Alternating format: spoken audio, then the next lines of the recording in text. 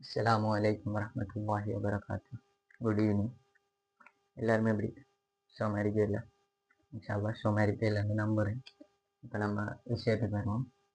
முதலாவது இந்த வீடியோ செய்கிறதுக்கான சில நோக்கங்கள் அதில் பேசிக் விஷயங்களை பற்றி கேட்போம். ஃபர்ஸ்ட், இந்த வீடியோ யாருக்கான? நான் செய்கிற இந்த வீடியோ யாருக்கான? For who? இது வந்துக்கிட்டு 2026 A-level எக்ஸாம் எழுத போகிற ஸ்டூடெண்ட்ஸு, ரைட்? இப்படி 2026 A-level எழுத போகிறேன். ஃபர்ஸ்ட் தயாரிக்கலாம், செகண்ட் தயாரிக்கலாம், தேர்ட் தயாரிக்கலாம். யாராக இருந்தாலும் சரி, உங்களுக்கு தெரிஞ்சாக்கள் இருந்தால் ஷேர் பண்ணுங்கள். அது மாதிரி நீங்களும் அப்படி 2026 A-level எழுதுறானா இருந்தால் இந்த கட்டாயம் இன்ஷா அல்லாஹ் ஃபுல்லாக பாருங்கள். முதலாவது விஷயம். ரெண்டாவது, இது ஃபுல் A-level ஆக்களுக்குரிய வீடியோ. ரெண்டாவது, ஃபார்வர்ட். என்னத்துக்காக இந்த வீடியோ செய்கிறோம்? இது வந்துட்டு பிசிக்ஸ்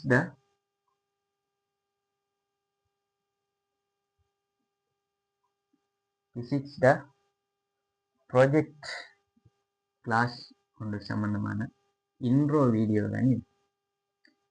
ஃபிசிக்ஸில் உள்ள ஒரு ப்ராஜெக்ட் கிளாஸ் இன்ஷா அல்லாஹ் இருக்க காலத்துக்கு சரியா ப்ராஜெக்ட் கிளாஸ் ஒன்று சம்பந்தமான இன்ட்ரோ வீடியோ. ஆனால் இந்த வீடியோவில் நான் ஃபர்ஸ்ட்டு கதைக்க போகிற விஷயம் எல்லா ஏஎல் எக்ஸாம் எழுத போகிற எல்லாருக்குமே பொருந்தும். ஸோ இந்த வீடியோ உங்களுக்கு இப்போ இருக்க காலம் என்ன செய்கிற, எப்படி செய்கிற, என்னத்தை படிக்கிற குழப்பங்கள் அல்லது அப்படி ஏதாவது பிரச்சனைகள் இருக்குமாக இருந்தால் இன்ஷா அல்லாஹ் இந்த வீடியோ பாருங்கள். நீங்கள் என்ன ஸ்ட்ரீமாக இருந்தாலும் சரி பார்க்கலாம். லாஸ்ட்டாக இந்த கிளாஸ் ப்ராஜெக்ட் கிளாஸில் ஃபுல் இன்ட்ரோவும் தருவேன். இப்போ முதலாவது விஷயம், நம்மளுக்கு இன்னும் எவ்வளோ காலம் இருக்கு சொல்லுங்க. 8ஆம் மாதம் 10ஆம் தேதி அன்று எக்ஸாம் டேட் அனௌன்ஸ் பண்ணப்பட்டது இப்போதைக்கு. இப்போ நம்ம ஒரு ஜனவரி 10ஆம் தேதியில் இருக்க மாதிரி கல்குலேட் பண்ணுவோம். நம்ம ஜனவரி 10ஆம் தேதியில் இருக்க மாதிரி கல்குலேட் பண்ணோம்னா நம்மளுக்கு 8ஆம் மாதம் 10ஆம் தேதி வரை உள்ள காலப்பகுதி எவ்வளோ? 7 months இருக்கு, அப்படித்தானே? அப்படியாண்டா 210 நாட்கள் என்ன செய்ய போகுது, இருக்க போகுது. அப்போ இன்னும் நம்மளோட டெஸ்டினியை ஏஎல்ங்கிறது பொதுவாகவே இலங்கையை பொறுத்த மாட்டுக்கு ஒரு விதியை தீர்மானிக்க ஒரு பரீட்சை. அதில் வந்துட்டு நம்மளோட டெஸ்டினியை தீர்மானிக்கிறது, நம்மளோட விதியை தீர்மானிக்கிறதுக்கு உரிய நாட்களாக இன்னும் எவ்வளோ இருக்குது? 7 மாதங்கள் இருக்குன்னு செல். 7 மாதங்களில் நம்ம படிக்க போகிறத நம்மளோட அவுட்புட்டாக என்ன போகுது, வரப்போகுது.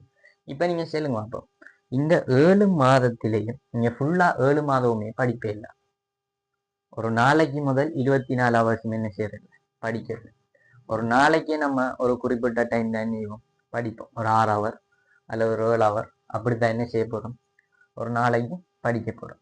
இப்போ நம்மளுக்கு இருக்கிறது 7 மாதம். என்னக்குள்ள அந்த 7 மாதத்திலையும் சில நாட்கள் சுகதுக்கங்கள் வரும், அது மாதிரி பெருநாள்கள் இருக்குது, அப்படி நிறைய விஷயங்கள் என்ன வந்துட்டு போகும். அப்படி வரக்குள்ள அந்த 7 மாதத்திலையும் ஒவ்வொரு நாளும் படிக்கவும் மாட்டேன். அப்படி என்னக்குள்ள நான் சும்மா ஒரு கல்குலேட் ஒன்று போடட்டேன். ஒரு 20 நாள் அப்படி வேஸ்ட்டாக போகிற மாதிரி யோசிச்சோம்னா மினிமம் போடுறேன் 190 நாள் தண்ணியை போகும் இருக்க போகும். இந்த 190 நாளில் நம்ம ஒரு நாளைக்கு எத்தனை நாள் செல்ஃபாக படிக்கும் அதை பெருக்கி பார்த்தோம்னா அத்தனை அவர் தான் நம்மளுக்கு என்ன நம்மளோட படிப்பு இருக்கு. உதாரணத்துக்கு ஒரு 200 நாள் மாதிரி போட்டு ஒரு நாளைக்கு ஒரு 7 hour படிக்க மாதிரி யோசிச்சா 1400 hour தானே என்னென்னா நம்மளோட படிப்பு இருக்குது நம்மளோட A-level எக்ஸாம் தான். சரிதானே? இப்போ இது இப்படியே இருக்கட்டும், சரியா? இப்போ நம்மளுக்கு இருக்கிறது ஒரு 190 நாள், அது உங்களை பொறுத்து ஒருபாடு. இப்போ நான் என்ன செய்ய போறேன்னா 2 வகையான மாணவர்களை பற்றி கதைக்க போறேன் உங்களுக்கு. 2 kind of pupils. 2 வகையான மாணவர்களை பற்றி வருது நான் என்ன பண்ணேன் சொல்லப்போம். முதலாவது கண், இந்த 2 வகையான மாணவர்களும் உங்களோட ஃபேமிலிக்குள்ள உங்களுக்கு தெரிஞ்சாக்கள் இருக்கு. உங்களோட நானாமார் தாத்தாமார் அப்படி இல்லை உங்களோட ஃபேமிலிக்குள்ள யாரும் தெரிஞ்சாக்கள் அல்லது உங்களோட கூட்டாளினா 1 வருஷம் 2 வருஷம் முன்ன கூட்டாளி மேலாம் இருக்க வாய்ப்பு இருக்கிறாங்க. அப்படியான ஃப்ரெண்ட்ஸ் மாருக்குள்ளே உங்களுக்குள்ளே இருக்கு. சரிதானே? அவியலை கொஞ்சம் நான் செல்லக்குள்ள உங்களுக்கு பாடு யோசிச்சு பாரு. முதலாவது கைண்ட் ஆஃப் பீப்புள் இவ என்ன செஞ்சிருப்பாங்கன்னா எப்போ A-level வந்தாங்களோ ஐயா நல்லா படிக்கக்கூடிய ஆட்கள் இருப்பாங்க. எப்போ ஏ லெவலுக்கு வந்தாங்களோ அப்ப இருந்து என்ன செய்வாங்க, படிக்க ஸ்டார்ட் பண்ணியிருப்பாங்க. அப்படி என்றா இப்ப ஐயா எக்ஸாம் எழுதும் வரை, நான் கதைக்கிறது பொதுவா எக்ஸாம் எழுதி முடிஞ்சாக்களை தான் யோசிப்பாங்க. அப்ப எக்ஸாம் எழுதும் வரையும் எவ்வளவு காலம் படிச்சிருப்பாங்க, கிட்டத்தட்ட 2.5 வருஷம் என்ன படிச்சாக்கள இருப்பாங்க. ஆரம்பத்துல இருந்து அவங்களுக்கு எப்ப ஏ லெவல் ஸ்டார்ட் ஆயிடுச்சோ அதுல இருந்து படிச்சு ஒரு 2.5 வருஷம் என்ன இருப்பாங்க, படிச்சாக்களா இருப்பாங்க. அதே நேரம் இன்னும் சில ஆக்கள், இன்னும் ஒரு கைண்ட் ஆஃப் பீப்புள் இப்படி ஒரு 6 மாசம் இருக்கக்குள்ள, ஒரு வருஷம் இருக்கக்குள்ள, அல்ல ஒரு 3 மாதம் இருக்கக்குள்ள கொஞ்சம் புத்தி பொருந்த கடைசி டைம்ல படிக்காக்கல இருப்பாங்க. ஐயா ஒரு 6 மாதம் படிச்சேன்னா ஒரு கணக்கொண்டு போடுவோம். சரி, அதாவது நான் என்ன சொல்ல வேண்டாம், கடைசி டைம்ல ஐயலுக்கு ஒரு ஐடியா வந்து பட்டு நம்ம படிக்கணும் உணர்ந்து அப்படி படிக்காக்கலாம் இருப்பாங்க. இந்த 2 கைண்ட் ஆஃப் பீப்புளும் நீங்க பார்த்திருப்பீங்க. இப்ப இதுல நான் சொல்ல போறதுதான் மிக முக்கியமான விஷயம். இந்த 2.5 வருஷம் படிச்சால ரிசல்ட்ஸ் எப்படி இருக்கும், கூட இருக்கணும் இல்லையா? 2.5 வருஷம் பண்ணக்குள்ள அவர் என்ன நல்லா ஆரம்பத்துல இருந்து சரியான இதோட படிச்சிருப்பார். ஆனா அவர் ரிசல்ட்ஸ் நம்ம எதிர்பார்த்த அளவுக்கு இருக்காது. ஓஎல்ல நல்ல ரிசல்ட்ஸ் எடுத்திருப்பார், ஏல வந்து நல்லா ஆரம்பத்துல இருந்து படிச்சிருப்பார். ஆனா அவர் ரிசல்ட்ஸ் நம்ம ஒரு 3A அல்லது 2AB அப்படி எதிர்பார்த்திருப்போம், வரும் 3S அல்லது C2S அப்படி ஒரு சின்ன ஒரு ரிசல்ட்ஸ் ஒன்று வந்திருக்கு. அதே நேரம் இந்த 6 மாதம் படிச்சவன் ஃபர்ஸ்ட்டுக்கு நல்லா விளையாடி தெரிஞ்சுப்பான், நல்லா ஃபன் பண்ணி எல்லாம் செஞ்சு தெரிஞ்சு ஒரு கடைசி டைம்ல ஒரு புத்தி ஒன்று புடி வட்டு நீங்கிப்பான், படிச்சிருப்பான். அவன் 3 பாடம் பாஸ் ஆகுவான்னு நமக்கு டவுட் இருக்கு. ஆனா அவன் 3B அல்ல B2C அப்படி ஒரு நம்ம எதிர்பாராத நல்ல ரிசல்ட்ஸ் எடுத்திருப்பான். சில விஷயம் வழங்குது, இவர் எடுத்த ரிசல்ட்ஸ் நம்ம எதிர்பார்த்திருப்போம் பெரிசா, ஆனா ரிசல்ட்ஸ் குறைவாண்டி. அதே நேரம் இவர் எடுத்த ரிசல்ட்ஸ் நம்ம எதிர்பார்த்திருப்போம் நோமலா, ஆனா ரிசல்ட்ஸ் கூட வந்திருக்கு. இதுக்கு காரணம் என்ன? இப்படி நீங்க அவதானிச்சிருப்போம். இதுக்கு காரணம் என்ன? இப்படி ரிசல்ட்ஸ் குறைய வாரத்துக்கும் ரிசல்ட்ஸ் கூட வாரத்துக்குமான காரணம் என்ன? நான் சொல்லுவேன் இதுக்குரிய காரணம் என்னண்டா, இந்த ஆள் ப்ராப்பரா படிச்சிருக்க மாட்டேன்.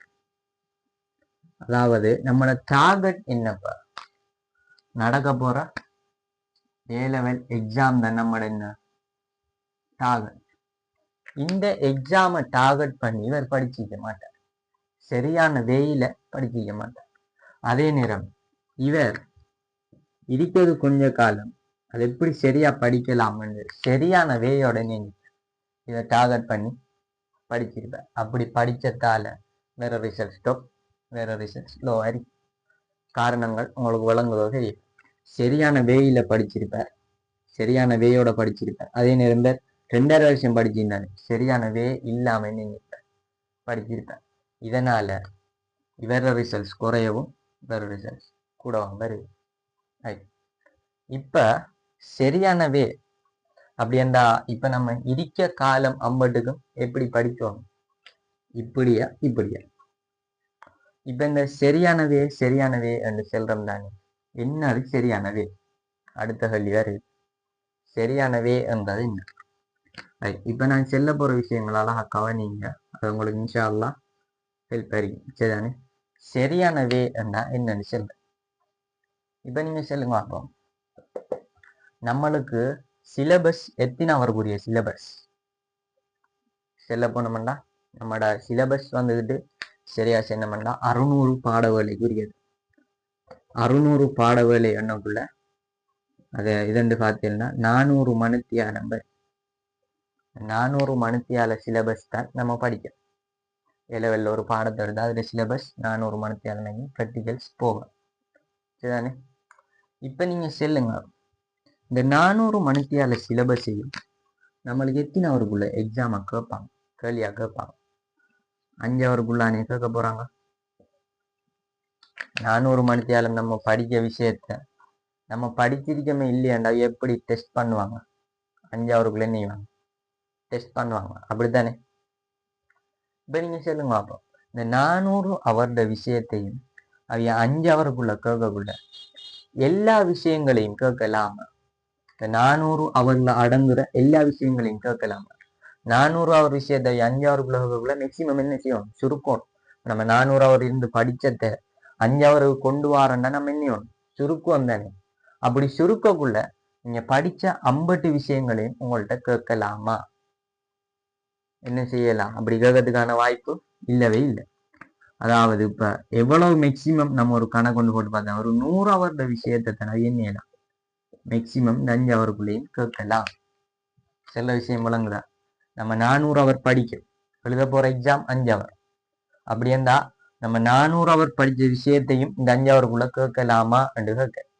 400 படிச்சதை 5 கேட்கலாம், 50 கேட்கலாமா? கேட்கறதுக்குரிய வாய்ப்பு என்ன இல்லை. அப்படி என்ன எவ்வளவு கேட்கலாம்? ஒரு சுமார் எவரேஜ் கணக்கு கொண்டு போட்டோம்னா எவ்வளவு, ஒரு 100 விஷயத்தை கேட்கலாம் என்ற ஒத்துக்குவே இல்லை. சில ஐடியா விளங்குதா? அப்படி என்ன நம்ம படிச்சது 400 ஆனா இப்ப நம்மள்ட்ட கேட்க போறது எவ்வளவு, 100 விஷயம். அப்படி என்ன இப்ப சொல்லுங்க பார்ப்போம். இதை நான் சிலபஸ் என்று எடுக்க ரெட் கலர்ல போடுறோம் பாருங்க. இதை மொத்த சிலபஸ் எடுத்தால், இதை கொஞ்சம் மங்கால பெருசா போடும். இதை மொத்த சிலபஸாக எடுத்தால் நம்மளோட சிலபஸ் இதுல இப்ப நம்மளுக்கு எக்ஸாம் பேப்பர்ல வரப்போறது எவ்வளவு, 400 சிலபஸ 100 தான் வரப்போகுது. அப்படி என்ன 4 புரிஞ்ச ஒரு பங்கு தான் என்ன செய்ய போகுது, எக்ஸாம் பேப்பர்ல வரப்போகுது. இப்ப நீங்க சொல்லுங்க பார்ப்போம். இந்த 100 விஷயத்தையும் நான் படிச்சா இன்ஷால்லா நான் எடுக்கலாமே இல்லையா? செல்ல விளங்குதா? இந்த 100 விஷயத்தையும் நான் படித்தனாக இருந்தால் இன்ஷால்லா எனக்கு என்ன வரும்? ஏன்னா எனக்கு அங்க வரப்போற எக்ஸாம் பேப்பர்ல வரப்போற கேள்வியா மட்டும் தெரியும் தானே. இதை மட்டும் படிச்சா போகும் தானே. இங்க வரப்போற மிச்சம் 300 என்ன படிக்க தேவையில்லை. இந்த 100 படிச்சேன்டா வருமே இல்லையா? அப்படி என்ன நீங்க சொல்லுங்க பார்ப்போம். இப்ப இந்த எக்ஸாம் பேப்பருக்கு வரப்போற 100 தெரியும். இதுல கொஞ்சம் இப்படி கொஞ்சம் எல்லாத்தையுமே நீ கொஞ்சம் கொஞ்சம் என்ன செஞ்சிருக்கு. உதாரணத்துக்கு நீங்க இது 50 இந்த ஏரியாவை ஒரு யூனிட் எடுங்க. ஒரு யூனிட் எடுத்தால் உங்களுக்கு எக்ஸாம்ல அந்த யூனிட்ல நீங்க படிச்ச 50 விஷயமும் வருமா? பாஸ் பேப்பர் எடுத்து பார்த்தேன் வளம். உதாரணத்துக்கு நீங்க ஒரு யூனிட் படிச்சீர்கள், அந்த யூனிட்டில் உள்ள 50 விஷயங்களும் உங்களுக்கு கேள்வியா வந்திருக்கீங்க. அதுல என்ன கொஞ்சம் விஷயங்கள் செலக்ட் பண்ணி கொஞ்சம் விஷயங்கள் தான் வந்திருக்கு. அது மாதிரி தான் இது.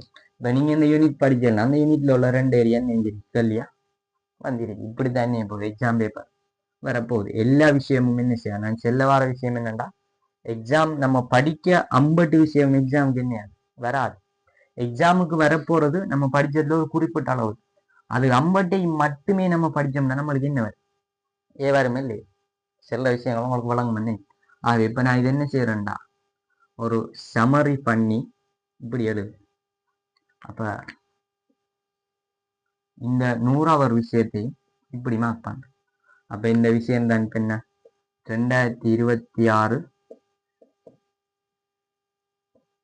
A-level எக்ஸாம் இருக்கு. சரிதானே? 100 மொத்த சிலபஸ்ல 100 விஷயம். அதை நான் சமரி பண்ணி இப்படி எழுதியிருக்கு. இப்ப நீங்க சொல்லுங்க பார்ப்போம். இவ்வளவுத்தையும் படிச்ச எனக்கு என்ன வேணும்?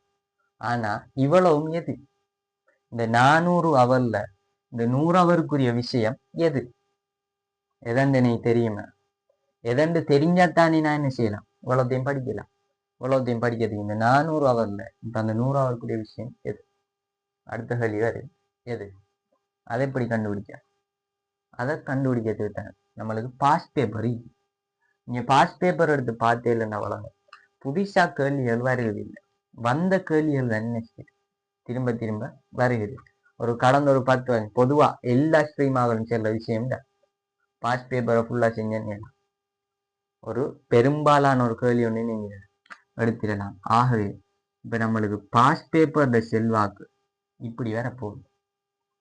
விளையாண்டுதான் செல்றது. இப்ப நீங்க இவ்வளவு நின்று வரைக்கும்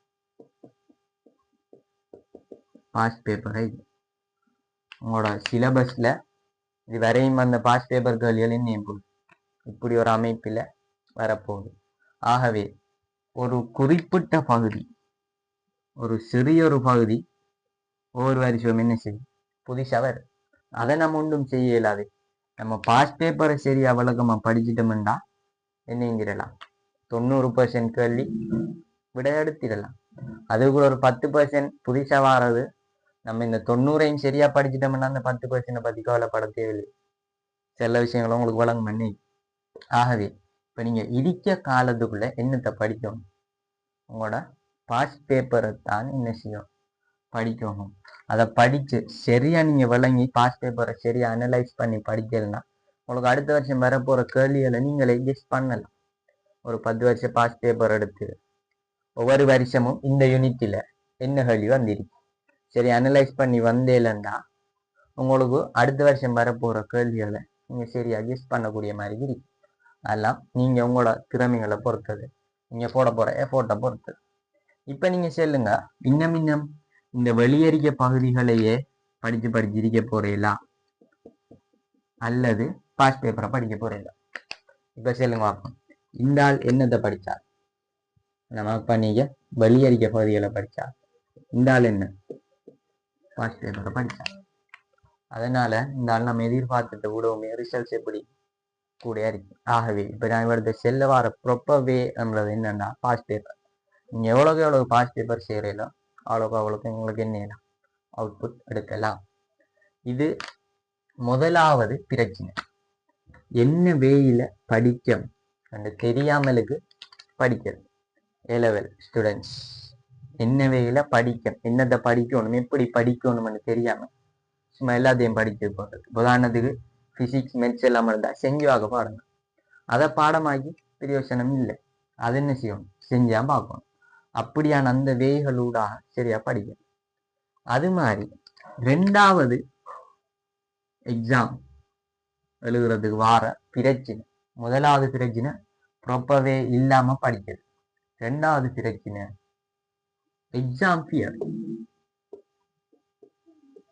உங்களுக்கு டேர்ம் எக்ஸாம்கள்ல நல்ல அனுபவம், நல்லா படிச்சிருப்பீர்கள், நல்லா எழுந்திருப்பீர்கள். அவடத்து உங்களுக்கு எக்ஸாம் ஹோலுக்குள்ள போனோன்னு விட வராது. வெளியேறிக்கும் வரையும் நல்லா படிச்சு நல்ல இதோட எழுந்திருப்பீர்கள். ஆனா எக்ஸாம் ஹோலுக்குள்ள போனோன்னு விட வராது. அது மாதிரி ஓஎல் இதுகள் ஞாபகங்களை படுத்தி பாருங்க. ஸ்கூல்ல வச்ச எக்ஸாம் எல்லாத்துலேயும் 85-90 மார்க்ஸ் எடுத்திருப்பீங்க. ஆனா ஓஎல் ஃபைனல்ல பீதான் வந்திருக்கு சில பாடங்கள். ஓஎல்ல இந்த விஷயம் நடக்கிறது குறைய, இது பெரும்பாலும் இங்க நடக்குன்னா 7க்கு தான் நடக்கும். 7 அந்த புள்ள அல்ல அந்த பொடியன் எவ்வொரு டேர்ம்லையும் 95, 90, 85 அப்படி என்ன எடுத்திருக்கும் ஒரு பாடத்துல. ஆனா ஏல போனோம்னா பிஎல்சி அப்படி என்ன உடனடியா குறைஞ்சிடும். இதுக்கு மிக முக்கியமான காரணம் என்ன? டொப்ல ரிசல்ட்ஸ் எடுத்துக்கு வார ஸ்கூல்ல நடக்கிறதுல எல்லாம் கடைசியில் என்ன சுகப்பு காரணம் எக்ஸாம் ஃபியர். அதாவது எக்ஸாம் ஹோலுக்குள்ள போனோன்னு அங்குள்ள அந்த எக்ஸ்பீரியன்ஸு, அங்குள்ள புது வேற ஒரு தெரியாத ஒரு சூப்பர்வைசர் அப்படி எல்லாம் வந்தோன்னு அவரது என்ன வார அந்த தடுமாற்றம் வாரம். இப்படி வாரத்துக்கு என்ன செய்யலாம்? இப்படி வாரத்துக்கு நான் ஒரு மிக முக்கியமான வேலை, நம்ம நிறைய எக்ஸாம் செய்யணும். எக்ஸாம் செய்ய நம்மள இந்த எக்ஸாம் ஃபியரை போகாது. சின்ன உதாரணம் சொல்லுங்க கவனி. உங்களுக்கு ஒரு பவுல் ஒன்று தராங்க, அந்த பவுல் ஃபுல்லா தண்ணி இருக்கு. அந்த தண்ணியை கொண்டு என்ன செய்யலாம், உங்களை ஒரு குறிப்பிட்ட தூரத்துக்கு நடக்க செல்லாம். ஃபர்ஸ்ட் டைம் நடக்கக்குள்ள உங்களுக்கு எப்படி இருக்கு, உங்களோட மனசுக்குள்ள எப்படி யோசிச்சு, தண்ணி தளம்பிடுமோ, கீழே ஊத்தொண்டிருமோ, அல்ல ஏதாவது நடந்திருமோ, தண்ணி அப்படிதான் யோசிச்சு ஒரு பயத்தோட போய் சேருது. அந்நேரம் சம்டைம் கெளிய வாய்ப்பு அப்படியெல்லாம் நிறைய இது நடக்கலாம், அப்படியே போய் சேருது. அதே இது 100வது தரம் போகல எப்படி 99 தரம் உங்களுக்கு நடந்த எக்ஸ்பீரியன்ஸ் இருக்கு. அப்ப 100வது தரம் உங்களுக்கு ஒரு கான்ஃபிடென்ட் ஒன்று இருக்குமே இல்லை. இப்ப 99 தரம் இப்படி தண்ணியை கொண்டு போயிருக்கு.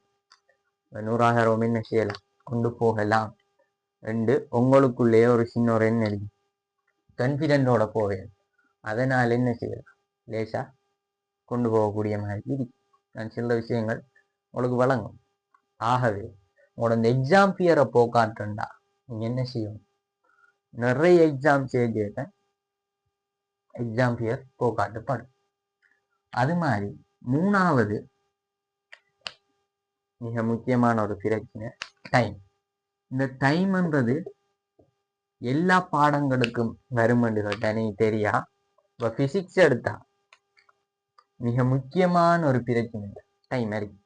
இனி பிசிக்ஸ் பயோமெட்ஸ் ஆகல் மட்டும் பார்த்தாலும் போது இந்த ஐடியாஸை வச்சு மற்ற ஸ்ட்ரீம் ஆகலும் என்னங்க உங்களோட இதுகளை பிளான் பண்ணுங்க.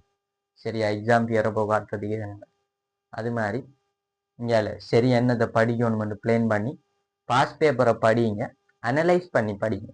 சும்மா பாஸ் பேப்பரை செய்யறத விடவுமே அனலைஸ் பண்ணி செய்யறது. இந்த வென் டயக்ராம் நல்லா ஞாபகத்தில் வச்சுக்கோங்க.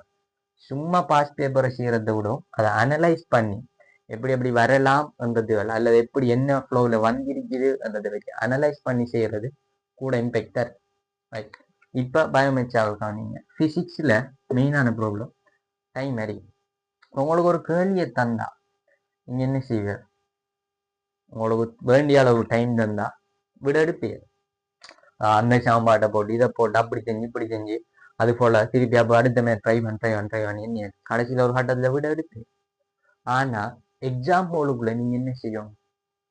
குறிப்பிட்ட ஒரு டைமுக்குள்ள குறிப்பிட்ட 2 hours பார்ட் 1 2 hours நீ 50 MCQ என்ன இருக்கும் விட எடுத்தாகும். அது மாதிரி பார்ட் 2 3 hour 4 ஸ்ட்ரக்சர் செஞ்சுதான் ஆகும். ஆகவே மெயினா அடுத்த பிரச்சனை 3வது பிரச்சனை டைம்.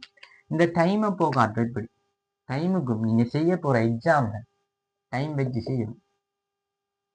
எக்ஸாம் நீங்க செஞ்சு ப்ராக்டிஸ் பண்ணக்குள்ள அந்த எக்ஸாமை நீங்க என்ன செய்யணும்னா குறிப்பிட்ட அளவு டைம் வச்சு 25 MCQ ப்ராக்டிஸ் பண்றேன்னா 1 hour டைம் வச்சு ப்ராக்டிஸ் பண்ணணும். அதை எக்ஸாம் மாதிரி செய்யணும். ஃபுல் கான்ஃபிடென்டோட உங்களோட டேபிளில் வேற ஒன்று மீறிக்க போடா ஃபுல் என்ன செய்யணும் அப்படி செய்யணும். இதெல்லாம் என்னத்தை ப்ராக்டிஸ் பண்ண சரி பாஸ் பேப்பரை ப்ராக்டிஸ் பண்ணினா சரி. இப்போ நான் 3 பிரச்சனைகள் சொல்லியிருக்கேன். முதலாவது இதான் மெயினான விஷயம். நிறைய கொம்பளை பிள்ளைகள் இவர்தான் போல என்னத்தை படிக்கணும், சிலபஸை முடிக்கணும் சிலபஸ் இருந்து பாடமாக்குறதே தவிர கேள்வி செஞ்சு பார்க்கல. பிசிக்ஸை பொறுத்த மாட்டேன் சிலபஸை முடிக்கணும் இருந்து பாடமாக்குறது பொலையான சரியானவே இல்லை. கேள்வி செஞ்சு பார்க்கறதான் ப்ராப்பரானவே. அது என்னத்தை கேள்வி செய்யணும் அடுத்த விஷயம். கஷ்டமான அந்தந்த கேள்விகள் முரட்டு FWC அந்த கேள்விகளை வச்சு ப்ராக்டிஸ் பண்றதுக்கு முதல் பாஸ் பேப்பர்ல எப்படி இருக்கும் கிளியரா இருக்கும். சும்மா தேவையில்லாத முதல் கேள்விகளை வச்சு ப்ராக்டிஸ் பண்றது சரி ப்ராப்பர் இல்லாதவே. பாஸ் பேப்பரை வச்சு ப்ராக்டிஸ் பண்றது ப்ராப்பர்வே. 6 மாதம் மீதி சரி என்ன செய்யும் பிளான் பண்ணி படிங்க. பாஸ் பேப்பர் முதலாவது பிரச்சனை ப்ராப்பர்வே இல்லை எப்படி படிக்க அதுக்குரிய ஐடியா. பாஸ் பேப்பர் 2வது பிரச்சனை எக்ஸாம் பியரை போ காட்டணும் என்ன செய்யணும் கூட எக்ஸாம் எழுதணும். 3வது டைமுக்கு என்ன எழுத போற எக்ஸாமை டைம் வச்சு எழுதணும். இதான் அந்த உங்களுக்கு 3 பாடத்துக்கு இன்ஷா அல்லாஹ் நீங்க அப்ளை பண்ணி ஒரு சரியான ஐடியா ஒன்று உங்களுக்கு கிடைச்சிருக்கும் நம்புறேன். இப்ப நம்மளோட ப்ராஜெக்ட் சம்பந்தமாக பார்ப்போம். இதுதானே 3 பாடத்துக்கு இந்த விஷயத்தை நீங்க அப்ளை பண்ணலன்னா இன்ஷா அல்லாஹ் உங்களுக்கு சரியான ஒரு ஐடியா ஒன்று கிடைக்கும். வென் டயக்ராம மறந்துடாங்க. ரைட். இப்ப வாங்க நம்மளோட டார்கெட் 2026 A-level எக்ஸாம்ல பிசிக்ஸ் பாடத்தில் இன்ஷா அல்லாஹ் ஏ எடுக்கிறது. இதான் நம்மளோட டார்கெட். சரியானே இந்த ப்ரொஜெக்டோட டார்கெட் இதான். பிசிக்ஸ் பாடத்தில் இன்ஷா அல்லாஹ் ஒரு ஏஏ ஸ்கோர் பண்றது. இப்ப இந்த ப்ராஜெக்ட் எந்த அடிப்படையில போகுதுன்றதை பத்தி கொஞ்சம் பேசிக்காக தான் இருக்கு. 3 பிரச்சனைகள் சொன்னேன். 1 ப்ராப்பர்வே, 2வது எக்ஸாம் பியர், 3வது டைம். இப்போ அந்த எக்ஸாம் இந்த ப்ராஜெக்ட் கிளாஸஸ் எப்படி போகுதுன்ற வேய கதைக்கு காணுங்க. முதலாவது இந்த கிளாஸ்ல என்ன நடக்குதுன்னா எக்ஸாம் நடக்கும். இப்போ உங்களுக்கு எடுத்தெடுப்பிலேயே 50 MCQ எக்ஸாம் நடக்காது. முதலாவது அந்த பேப்பரை உடைச்சு அதை டைமுக்கு ஏற்ற மாதிரி பேஸ் பண்ணி ஒரு ஃபுல் பிளானிங்கோட இப்படித்தான் பிளான் பண்ணி போறோம் ஒரு அடிப்படையில் உங்களுக்கு எக்ஸாம் நடக்கும். பேப்பரை 3 உடைச்சு ஃபர்ஸ்ட் எக்ஸாம் நடக்கும். கொஞ்சம் கொஞ்சம் போக உங்களுக்கு அனுபவம் வர சேர்த்து பெரிய எக்ஸாம் ஆகி போகும். ஃபர்ஸ்ட் எக்ஸாம் 1/2 மணி நேரம் அப்படியே வந்து கொஞ்சம் கொஞ்சமாக டைம் கூடி போகும். உங்களுக்கு என்ன நடக்கும்னா எக்ஸாம் நடக்கும். இந்த எக்ஸாமை நடக்க போற கேள்விகள் அம்பட்டு பாஸ் பேப்பர் கேள்விகள் நான் சொல்லிட்டேன். சரியான ப்ராப்பர்வே பாஸ் பேப்பர்.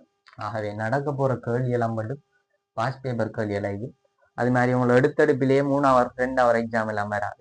சின்ன சின்ன எக்ஸாம்ல இருந்து ஸ்டார்ட் ஆகி இன்ஷா அல்லாஹ் பெரிய எக்ஸாம் வரையும் போகும். முதலாவது விஷயம். ரெண்டாவது இந்த கிளாஸ் ஃப்ளோ. அப்போ முதலாவது எக்ஸாம் நடக்கும், ரெண்டாவது என்ன அதுக்குரிய டிஸ்கஷன் நடக்கும். அந்த எக்ஸாம் என்ன செஞ்சோமோ அதுக்குரிய டிஸ்கஷன் நடக்கும். இந்த டிஸ்கஷன் இன்ஷா அல்லாஹ் வெல் பிளான்ட், சரியா பிளான் பண்ணி எப்படி எப்படி கொண்டு போய் எப்படி தான் நம்மண்டா சரியான அவுட்புட் எடுக்கலாம் என்றதெல்லாம் சரியா பிளான் பண்ணி அதுக்கேற்ற மாதிரி தான் இந்த டிஸ்கஷன் நடக்க போகுது. இதுல ஃபர்ஸ்ட் விஷயம், முதலாவது இதுல இப்போ தியரி தெரிஞ்சாக்களும் இருப்பேன், தெரியாதாக்களும் இருப்பேன், அறகுறையா தெரிஞ்சாக்களும் இருப்பேன். அதனால இப்ப நம்ம ஒரு எம்சிக்யூட டிஸ்கஷன் பண்ண போறோமாக இருந்தால் அல்லது ஏதோ ஒரு பாட்டோட டிஸ்கஷன் பண்ண போறோமாக இருந்தால் முதலாவது அதோட தியரி இன்ஷா அல்லாஹ் பூரணமாக கதைக்கப்படும். அப்ப தியரி தெரிஞ்சாக்களும் திருப்பி ஒரு தரம் கவர் பண்ணப்படும், தெரியாத ஆக்களுக்கு மென்னியலாம் அவரது தியரியை படிச்சு கொள்ளக்கூடிய வாய்ப்பு இருக்கு. ரெண்டாவது அந்த தியரியோட மட்டும் நிற்காமலுக்கு அதுக்குரிய ஷார்ட் நோட்டும் இன்ஷா அல்லாஹ் தரப்படும். ஷார்ட் நோட் என்னது கண்டா, உங்களுக்கு தெரியும் மொத்த பிசிக்ஸையும் நம்ம 11 யூனிட்டையும் அதில் உள்ள தியரிகளை ஒரு சின்ன கொப்பிக்குள்ள கொண்டு வரலாம். சில விஷயம் பலங் பண்ண அந்த 11 யூனிட்டோட தியரியையும் ஒரு சின்ன கொப்பிக்குள்ள நீளம் கொண்டு வரலாம். அந்த அளவுக்கு தான் இருக்கும். அது அப்ளிகேஷன் தானே பிசிக்ஸ்.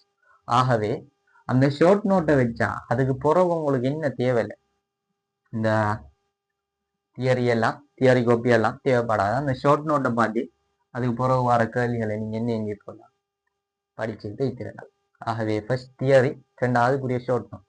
சம்டைம் தியரியை மட்டும் கதைச்சு போட்டுவிட்டா திருப்பிலும் பழைய மாதிரி மறந்தாலும். ஆகவே ஷார்ட் நோட் உங்களுக்கு ஹெல்ப் ஆகி. மூணாவது, இப்ப நீங்க எம்சிக்யூ எடுத்தலாக இருந்தா பிசிக்ஸ் செல்ல போனோம்னா மொத்தமா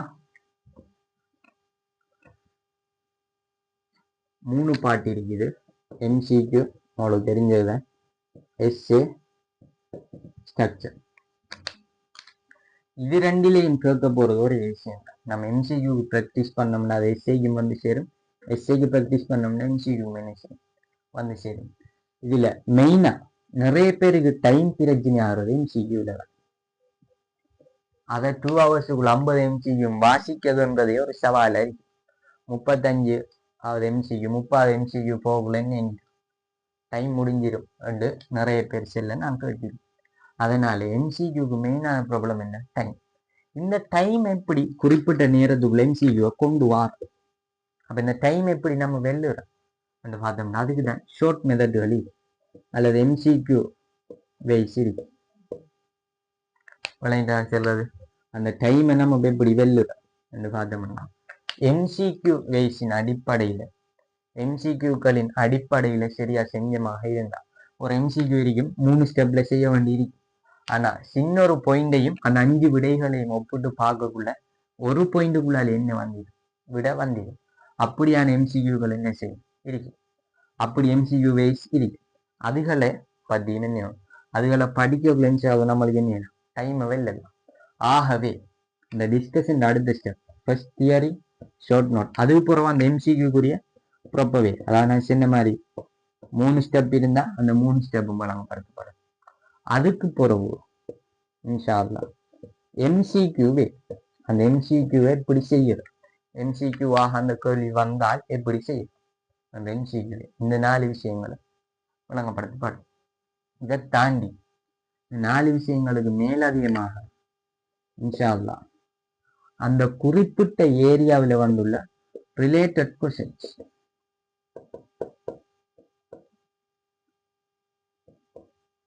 அதோட சார்ந்த கேள்விகள். உதாரணத்துக்கு நம்ம ஒரு டாபிக் கொண்டு எடுத்தோம்னா அந்த டாபிக்கில் உதாரணத்துக்கு எக்ஸாம் செஞ்சுட்டோம், அந்த எக்ஸாம் பேப்பர்ல வந்து ஒரு கேள்வி எடுத்தோம்னா அந்த கேள்வி உதாரணத்துக்கு ஒரு டொப்ளர் எஃபெக்ட் கேள்வின்னு எடுக்கும். அந்த டொப்ளர் எஃபெக்ட் கேள்வின்னா முதல்ல அந்த கேள்விக்குரிய தியரி, டொப்ளர் எஃபெக்ட் தியரி, அதுக்குரிய சின்ன சின்ன விஷயங்கள் சொல்லணும். மறுகா அந்த கேள்வியை ப்ராப்பர்வையா அதுக்கு பிறகு அந்த கேள்வியில எம்சிக்யூ ஐடியாஸ் இருந்தா அதுகளை பத்தி நீங்கள் கதைக்கப்படும். கதைச்சது பிறகு கடைசியா இதுக்கு முதல் வந்த வருஷங்கள்ல உள்ள டொப்ளர் எஃபெக்ட் கேள்விகள் சம்பந்தமே டிஸ்கஸ் பண்ணப்படும். இந்த ரிலேட்டட் கொஸ்டின்ஸ் அதுவும் பெரும்பாலும் பாஸ் பேப்பரையும் அது மாதிரி பாஸ் பேப்பர் ஸ்டாண்டர்டுக்குள்ளே மாடல் கேள்வி எல்லா மாடல் கேள்விகளும் செய்யறதில்ல அந்த பாஸ் பேப்பரை ஸ்டாண்டர்டா நல்ல லெவல்ல அதாவது ஃபைனல் பேப்பர்ல வரலாம் என்ற அடிப்படையிலேயே மாடல் கேள்விகள் என்ன செய்வாங்க இந்த அடிப்படையில தான் இன்ஷால்லா இந்த கிளாஸஸ் போகுது முதலாவது என்ன அப்ப இந்த அடிப்படையில் போகுது அது மாதிரி எம்சிக்யூ அந்த டைமுக்குள்ளே அந்த ஃபுல் எக்ஸாம் டைப்ல நடக்கும் எஸ்ஏல நிறைய பேர் எதிர்கொள்ற பிரச்சனை எக்ஸாம் ஹோலுக்குள்ள நம்மளுக்கு தெரியும் 6 கேள்விகள்ல மொத்தம் 8 எஸ்ஏ வரும் அந்த 8 எஸ்ஏல 4 நம்ம செய்யணும் இதுல நிறைய பேர் எதிர்கொள்ற பிரச்சனை என்னன்னா எந்த நாளை சாய்ஸ் பண்றோம் அந்த பிரச்சனை பெரும்பாலானவங்களுக்கு வரும் அந்த பிரச்சனைக்கும் இன்ஷா அல்லாஹ் சரியான சொல்யூஷன் எந்த நாளை நீங்க சாய்ஸ் பண்ணா லேசா செய்யலாம் அல்லது அவரது வாசிச்சு எதை நீங்க சாய்ஸ் பண்ணலாம் அதுக்குரிய பேசிக் ஐடியா எல்லாம் இன்ஷா அல்லாஹ் ட்ரெயின் பண்ணப்படும் ஆகவே இந்த அடிப்படையிலே தான் ஃபுல் ப்ரொஜெக்டடா கிளாஸ்ல ஃபுல் டீடைல்ஸ் இன்ஷா அல்லாஹ் இல்லை ஜாயின் ஆக விரும்புகிறார்கள் கீழே என்ன கண்டெக்ட் பண்ணுங்க அது மாதிரி உங்களோட தெரிஞ்சாங்களுக்கு இந்த வீடியோவை ஷேர் பண்ணிவிடுங்க ஜஸாக்கல்லாஹ் தேங்க்யூ